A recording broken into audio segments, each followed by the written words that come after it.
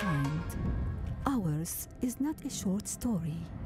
It's an epic tale written over eons. I, the Earth, have known you over hundreds of thousands of years. I've witnessed your achievements, your ingenuity, your pain. You are the first generation to fully understand my suffering, and you might be the last that could see my lands revived.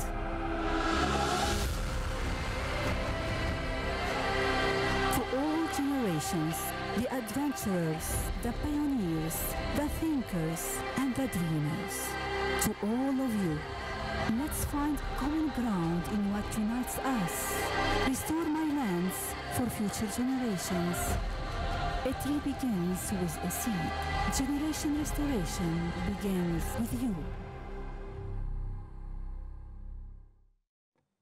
All right, welcome back, and thanks for staying with us. If you're just joining us, this is Sunrise and the Convention for the Protection and Development of the Marine Environment of the wider Caribbean region, the WCR, or the Cartagena Convention, is a regional legal agreement for the protection of the Caribbean Sea. Now, with the World Environment Day on June 5 and World Ocean Day on June 8, coordinator at the Cartagena Convention Secretariat, Christopher Corbin, joins us to discuss some key actions. Welcome to Sunrise. Chris, how are you doing? Welcome. Thank you. Thank you so much. Thanks for having me. Good morning to all of the viewers. Yes. The Cartagena Convention, very important within the context of the Caribbean region and Jamaica's position.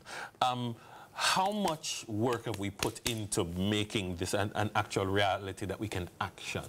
Well, the reality is Jamaica has hosted our secretariat since the 1980s. So we have a long and very close relationship in terms of the types of programs, the types of projects, the types of activities.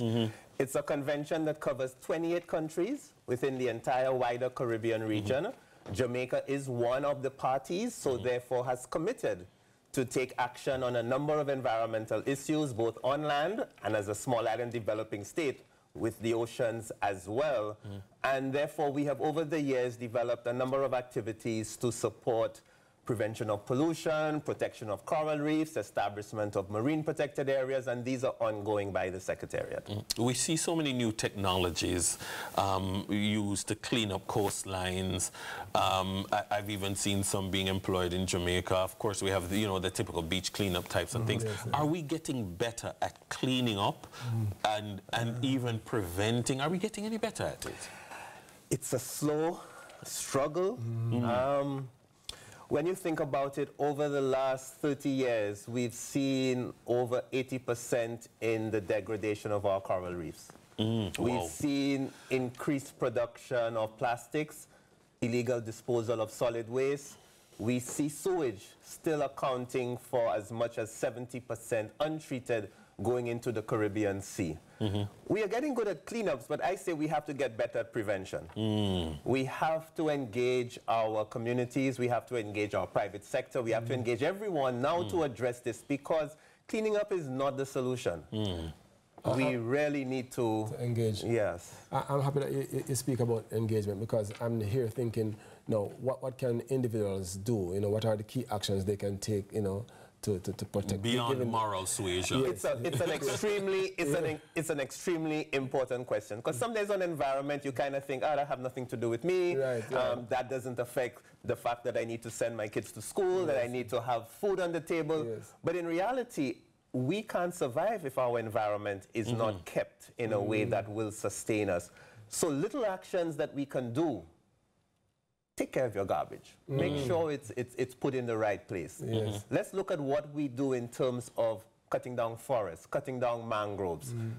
Put pressure, advocacy on the changes that you would like to see the government make and private sector make. So at the individual level, the little choices that we make a big difference.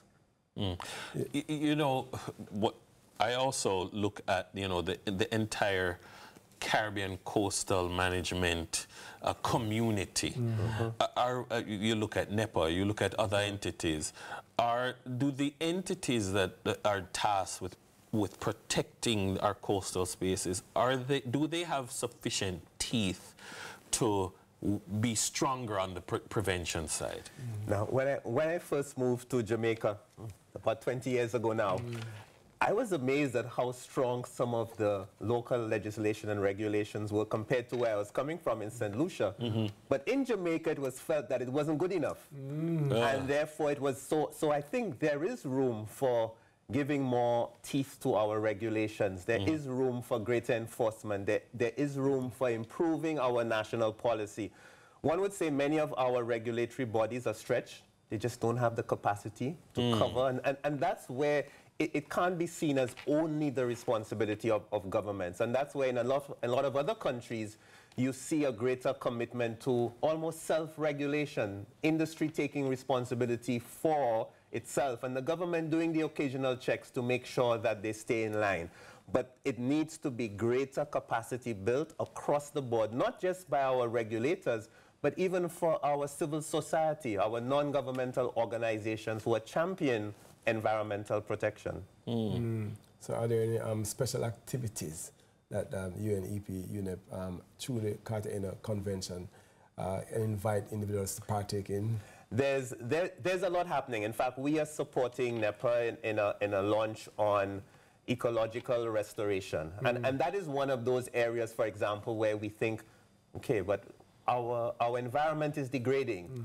But there is action that we can take. We've seen a lot of local community groups now looking at coral reef restoration, looking at mangrove restoration. So they're actually now putting back the systems that will protect you, safeguard your water. I mean, look at the drought that we are facing. Safeguard the tourism products, safeguard fisheries, which so much of our local communities are dependent on. We are continuing to try to raise awareness, so we'll have a number of outreach programs over the course of this week. It's a very big environmental week, as you mentioned at the start. In fact, on Saturday was World Reefs Day. Again, something very critical for fisheries, for our tourism product.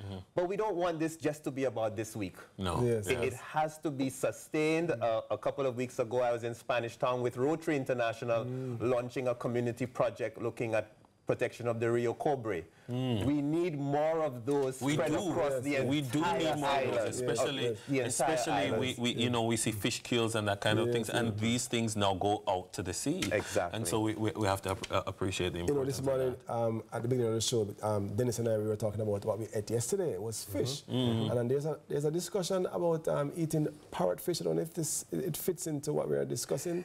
It is. If I were to put on my pure environmental hat, I'll tell you, hey, parrotfish is not the best to eat because of its association with safeguarding the coral reefs. We balance that with food security. We balance that with... So it's really about weighing the risk. I was watching earlier the whole financial investment risk. It's a risk. And then we have to see in an overall, more integrated management, what's the best approach? What do we need to protect?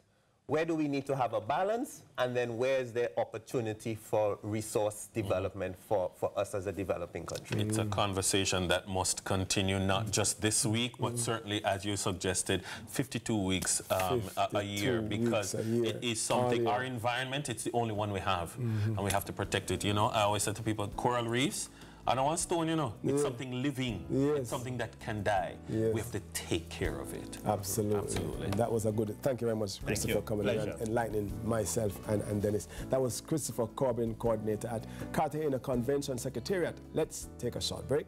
When we return, we'll take a look into the barbershop. For more on Sunrise, just stick and stay right here on CVMTV.